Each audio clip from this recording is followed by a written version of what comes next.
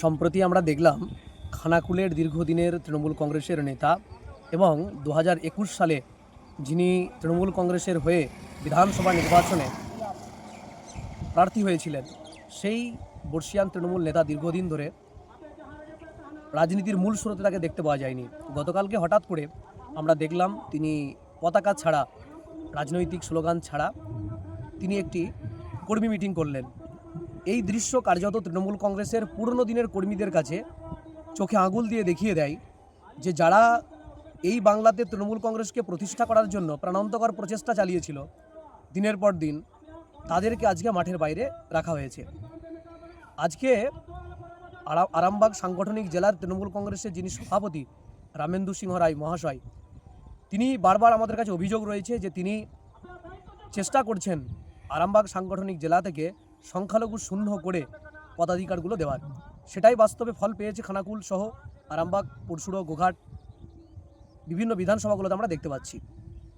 যারা দীর্ঘদিন তৃণমূল কংগ্রেসের জন্য লড়াই করেছে, শ্রম দিয়েছে, অর্থ দিয়েছে, রক্ত দিয়েছে, তারা আজকে দলে কোণঠাসা। সংখ্যালঘুদেরকে মন ভোলানোর জন্য কেবলমাত্র INTTUC থেকে শুরু করে সংখ্যালঘু সেল, যেটা আদতে আমরা সংখ্যালঘু জেল বলি, সেখানে তাদেরকে জায়গা দেওয়া হচ্ছে। কোথাও কোনো কোর কমিটির একটা অংশে তাদেরকে ফেলে রাখা হচ্ছে। 2011 সালে যেই তৃণমূল কংগ্রেস এবং তার নেত্রী সংখ্যালঘুদের ভোটে ভর করে প্রথমবারের মতো ক্ষমতার মসনদে ছিলেন, তখন তিনি সংখ্যালঘুদেরকে নানা রকম সুযোগ সুবিধা দেওয়ার চেষ্টা করেছিলেন। আস্তে আস্তে করে এই বাংলায় বিজেপিকে তিনি সুযোগ করে দিলেন এবং আজকের দিনে দাঁড়িয়ে বিজেপির তোষণের রাজনীতি, বিজেপির সাম্প্রদায়িকের রাজনীতি পুরোপুরি তৃণমূল কংগ্রেস আপাদ মস্তকে লালিত করছে।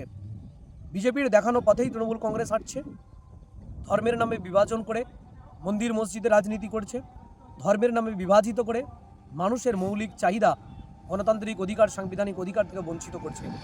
আমরা তৃণমূল কংগ্রেসের সেই সব নেতৃত্বদের দৃষ্টি আকর্ষণ করব যারা আজ তৃণমূলের পদে আছেন, কাল কিন্তু থাকবেন না।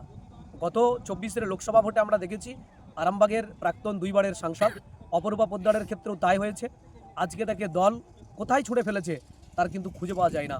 সেই জায়গা থেকে দাঁড়িয়ে মুন্সি নজিবুল করিম দীর্ঘদিন বসে থাকার পর যেভাবে কর্মীদেরকে নিয়ে তিনি মিটিং করলেন, আমাদের সেখানে ইন্টারফেয়ার করার কোনো কিছু নেই। কিন্তু তৃণমূলের নেতাদেরকে বলবো, আপনারা অন্তত এটা দেখে সজাগ হন। আজকে যেই নেতার কথা শুনে, যেই নেতৃত্বের কথা শুনে বিরোধীদেরকে শূন্য করার চেষ্টা করছেন, সংখ্যালঘুদের উপর আক্রমণ করার চেষ্টা করছেন, বিরোধীদের উপরে অত্যাচার করছেন, এগুলো কিন্তু দীর্ঘদিন থাকবে না। কালকে যেই নেতার কথা শুনে কথা বলছেন, মারছেন, সেই নেতাও কালকে থাকবে না, আপনিও থাকবেন না, পদও থাকবে না। তাই সাবধান হন, সময় রয়েছে। খানাকুলের পরিস্থিতি আমরা নজরে রাখছি। খানাকুলে মূলত 26-এর যে নির্বাচন হবে, সেখানে আমরা তৃণমূল কংগ্রেসকে কোনো ফ্যাক্ট মনে করছি না। খানাকুলের লড়াই হবে সাম্প্রদায়িক শক্তি বিজেপির বিরুদ্ধে, ISF-এর লড়াই হবে। খানাকুলে মানুষের লড়াই হবে, নির্বাচন হবে শান্তিপূর্ণ নির্বাচন। আমরা বারবার চেয়েছি যদি শান্তিপূর্ণ, ফ্রি অ্যান্ড ফেয়ার ইলেকশন হয়, তাহলে 26-এর বিধানসভা ভোটে আমরা ISF এবং অন্যান্য রাজনৈতিক দলের যে জোট হচ্ছে, সেই জোটের পক্ষ থেকে ISF-এর লড়াই সরাসরি 5 বছরের যিনি বিধায়ক রয়েছেন, MLA রয়েছেন, দীর্ঘদিন ধরে তিনি 5 বছর কি করেছেন সাধারণ মানুষের জন্য, খানাকুলবাসীর জন্য আমরা জানি। তিনি বারবার তৃণমূল আর বিজেপির বায়োনারি পলিটিক্স, একে অপরের বিরুদ্ধে কাদা ছোড়াছুড়ি, আলটিমেটলি দিন শেষে 5 বছর শেষে খানাকুলের মানুষ বঞ্চিত হয়েছে, কি MLA, কি MP, কি তৃণমূল, কি বিজেপি থেকে। তাই আগামীর নির্বাচনে খানাকুলের মাটিতে দাঁড়িয়ে খেলা হবে। যেই স্লোগান তৃণমূল কংগ্রেস দেয়, আমরা বলি খেলা তো হবে, সেই খেলাতে তৃণমূল কংগ্রেস কিন্তু অলরেডি মাঠের বাইরে বেরিয়ে গিয়েছে। সেই খেলা হবে ISF ভার্সেস বিজেপি। মানুষের আস্থা, মানুষের ভালোবাসা, মানুষের দোয়া আশীর্বাদ নিয়ে আমরা সেখানে বিজেপিকেও শূন্য করব। এই লড়াই আমরা আগামী দিনে লড়ছি। আমরা বলবো খানাকুলের যে সমস্ত পুরনো তৃণমূল কংগ্রেসের যারা বঞ্চিত হচ্ছেন, আপনারা উঠুন, জাগুন। যারা স্বচ্ছ রাজনীতি করেন, লাইক মাইন্ডেড রাজনীতি করেন, মানুষের অধিকার নিয়ে কথা বলেন, তাদেরকে আমরা স্বাগতম করছি, তাদেরকে ওয়েলকাম করছি।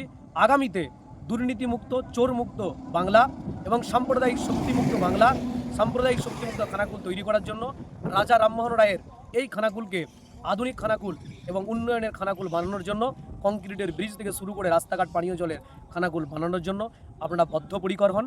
আপনাদের মতো ব্যক্তিদেরকে যারা বাংলার দুর্নীতির সঙ্গে আপোষ করতে পারেননি, তাদেরকে আমরা ওয়েলকাম করব, স্বাগতম জানাবো। আসুন, লড়াই হবে। নির্বাচনের আগে আপনাদেরকে ওয়েলকাম করছি। রামেন্দু সিংহ রায় যে জেলা সভাপতি, যাকে নিয়ে আপনারা স্বপ্ন দেখছেন খানাকুলকে উদ্ধার করার, তার মানসিকতা আপনাদেরকে একটু আগে বললাম। সেই জায়গা থেকে দাঁড়িয়ে আমরা আহ্বান করব, গতকালকে রামেন্দু সিংহ রায়ের তারকেশ্বর বিধানসভার পঞ্চায়েত সমবায় সমিতির নির্বাচনে কিভাবে ভরাডুবি হয়েছে আপনারা দেখেছেন। আজকের দিনে দাঁড়িয়ে তৃণমূল লড়াই করছে তৃণমূলের বিরুদ্ধে। তৃণমূল ভার্সেস তৃণমূলের এই যে লড়াই, এই লড়াইটাই তৃণমূলকে শেষ করবে। আমরা দেখেছি একজন রানিং এমএলএ এবং আরামবাগ সাংগঠনিক জেলার সভাপতি, তার লবি, তার যে গোষ্ঠী গোহারা হেরেছে 9-0 ব্যবধানে। সেই জায়গা থেকে দাঁড়িয়ে রামেন্দু সিংহ রায় কেবলমাত্র উপর থেকে হাওয়ায় ভেসে রাজনীতি করছে, তা প্রমাণ হলো সমবায় সমিতির নির্বাচন পিয়াসাড়াতে। আগামী দিনে এভাবেই তৃণমূল কংগ্রেসকে এই আরামবাগ সাংগঠনিক জেলা, হুগলি তথা বাংলা থেকে শূন্য করে ছাড়তে হবে। যারা মানুষের ভোট নিয়ে মানুষের রক্ত প্রবাহিত করে, মানুষের গণতান্ত্রিক অধিকার, মানুষের সাংবিধানিক অধিকারকে বঞ্চিত করে, তাদের এই বাংলায় ক্ষমতায় টিকে থাকার কোনো অধিকার নেই। তাই আপনাদেরকে আবারও আহ্বান করছি, আসুন, জাগুন, উঠুন, সংবিধান বাঁচানোর লড়াই। আজকে 26শে জানুয়ারি সংবিধান দিবস, প্রজাতন্ত্র দিবস। সেই জায়গা থেকে দাঁড়িয়ে গতকালকে ভোটাধিকার দিবস গিয়েছে, আপনাদেরকে আহ্বান করব, সংবিধানকে বাঁচানোর শপথ নিন এই সংবিধান দিবস থেকে, এই 26শে জানুয়ারি থেকে। Sheikh Saddam Hossain, Indian secular front, আইএসএফের জয়েন্ট সেক্রেটারি, হুগলি জেলা কমিটি, অবজারভার, আইএসএফ খানাকুল বিধানসভা।